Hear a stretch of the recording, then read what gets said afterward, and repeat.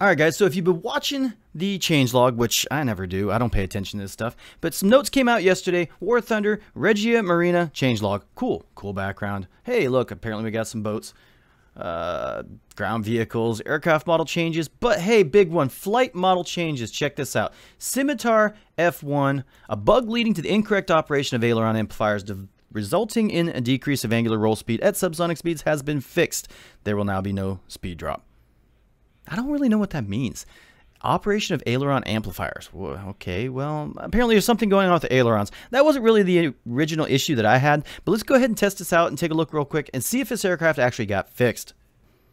So here we are with the gameplay. I'm going to go over a couple things. Something you really got to think about with this aircraft is when it came into existence, it was actually one of the most powerful planes that was in the British fleet at the time, but it was also one of the most heaviest. So with that in mind, this aircraft is twice the weight of a Hunter, and at the same time has twice the power, but unfortunately it only has maybe like a quarter more actual wing area, so its wing loading is very high and it flies like a whale in that sense.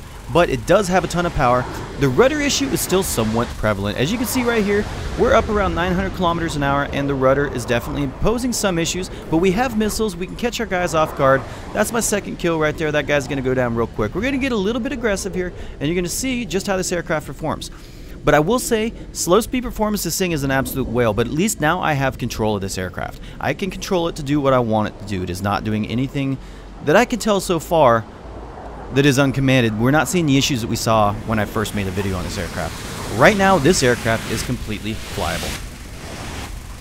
But, like I said, remember there were 70 of these aircraft ever made, and 39 of them actually went down in accidents. So this does not have a very stellar past as an aircraft. So the fact that we're seeing it flying in War Thunder and we're actually able to use it is actually pretty cool, but don't expect miracles. It's not an amazing aircraft. It has tons of power though. It really does. It really, really does.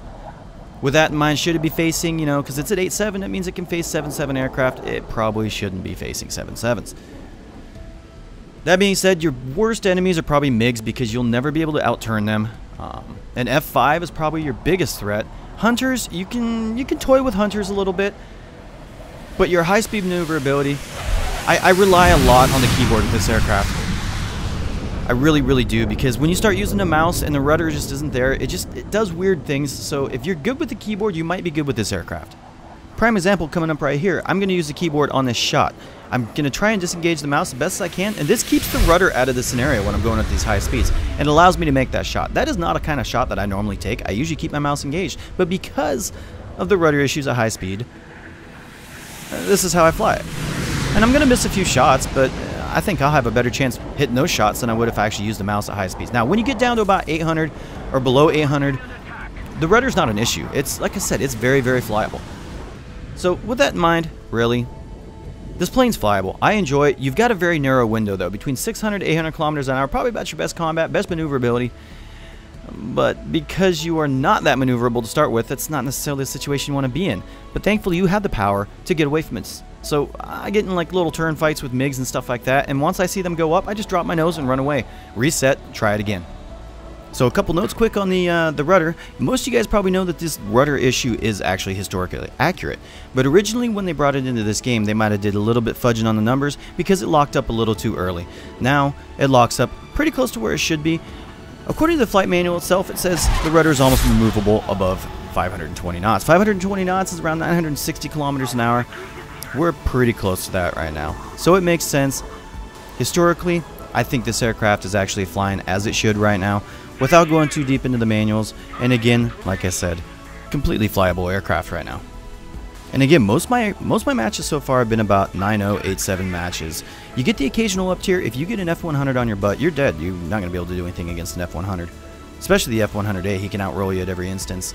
The attendard is kind of a tricky scenario. It's got a ton of power. It can follow you vertical, but once he gets slow, you can actually outpower him when he gets really, really slow. But a smart attendard pilot is probably going to give you an issue. Overall, though, I will say I got to give Gaijin some props on this one. They did a good job fixing this aircraft. Took them a little longer than I thought it would, but here we are. So go out, try it out, tell me what you think. We might touch this a little bit later. We might give it a little bit more thorough review. Maybe give you some tips and tricks on how to fly this aircraft. Also, if you guys are waiting for more Scimitar footage, come stop by the stream tonight. We'll be streaming on Twitch around 5:30 p.m. Eastern US time. And come ask your questions and check the plane out. Let me know what you think. That's twitch.tv/WhooptieDo. Until then, like, comment, subscribe. Let me know what you guys think. We'll see you around till the next video.